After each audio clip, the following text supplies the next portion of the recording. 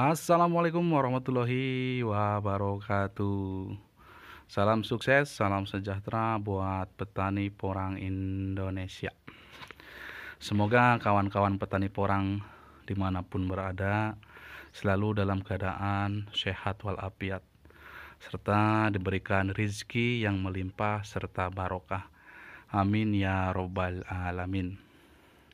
Ketemu kembali bersama saya petani porang asal Desa Cisereh, Kecamatan Ketanggungan, Kabupaten Brebes. Oke, kali ini saya lagi berada di gudang saya. Dan di sini banyak sekali uji coba saya untuk membuat pupuk organik cair. Nah, sebagai petani pasti kita membutuhkan yang namanya pupuk untuk membantu proses pertumbuhan dan perkembangan pada tumbuhan atau tanaman kita. Salah satu pupuk yang saya sering gunakan untuk porang adalah pupuk organik cair.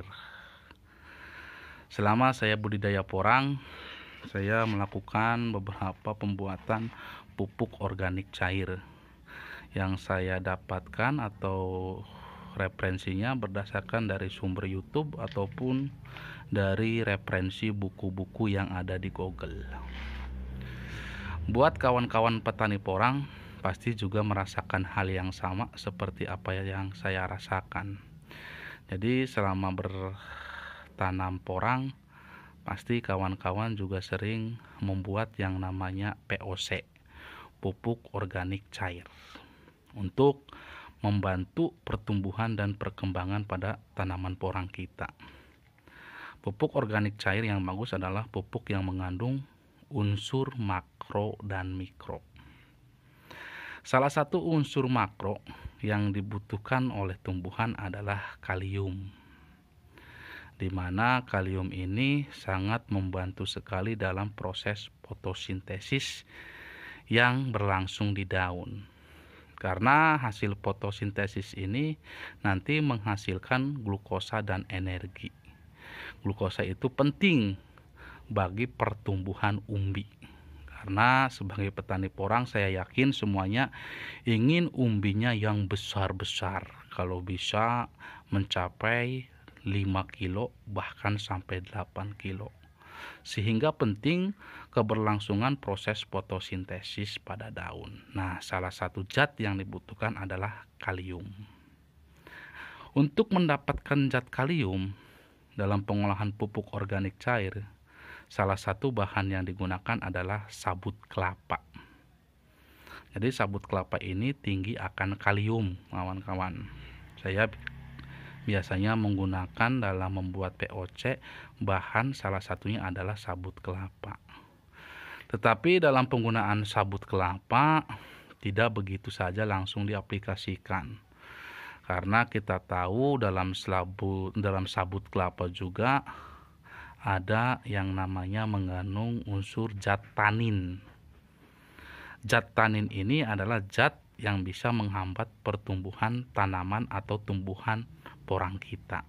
Sehingga ada beberapa cara sebelum sabut kelapa diolah untuk dijadikan pupuk organik cair, yaitu sabut kelapa supaya tidak mengandung zat taninnya atau menghilangkan zat tanin pada sabut kelapa. Itu ada beberapa cara. Tetapi di sini saya akan menggunakan cara untuk kawan-kawan. Semoga apa yang saya sampaikan nanti ini bisa bermanfaat untuk kawan-kawan. Jadi di sini saya menggunakan sabut kelapa yang sudah tua ya. Itu akan lebih bagus. Nih biasanya saya menggunakan satu plastik kantong kresek seperti itu. Sabut kelapa yang akan kita gunakan sebelum diolah menjadi POC, yang pertama adalah kita kupas dulu kulitnya, kawan-kawan.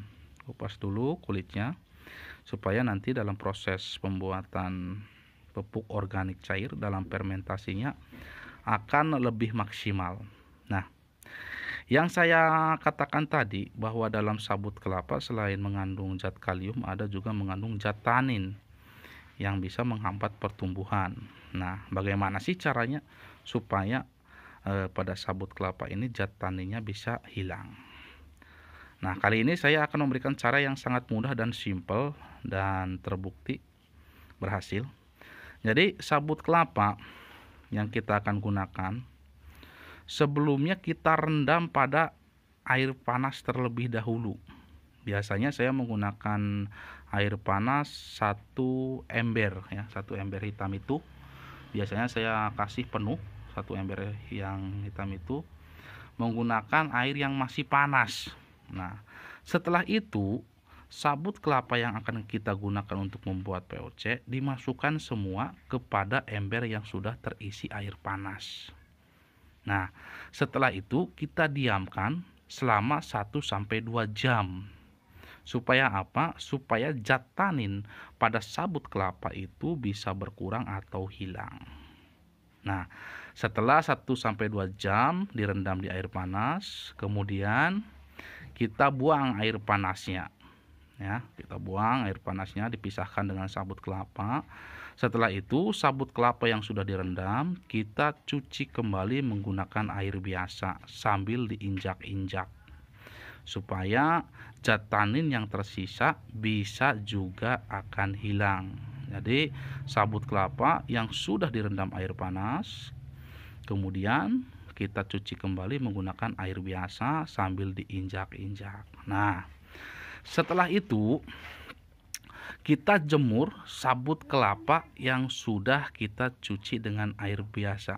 Nah, kita jemur selama 1 hari atau 2 hari supaya selain zat tanin akan hilang juga menghilangkan jamur yang ada pada sabut kelapa itu, kawan-kawan. Jadi proses ini sangat mudah ya, sangat mudah, sangat simpel. Nah, jadi tinggal sabut kelapa dimasukkan ke dalam air panas. Setelah 1-2 jam direndam di air panas, kita buang airnya, ambil sabut kelapanya, kemudian kita cuci menggunakan air biasa sambil diinjak-injak.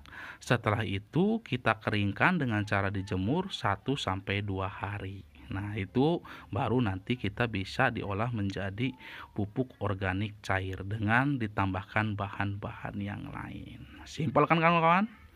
Semoga apa yang saya sampaikan kali ini bisa bermanfaat buat kawan-kawan petani porang khususnya dalam pembuatan pupuk organik cair.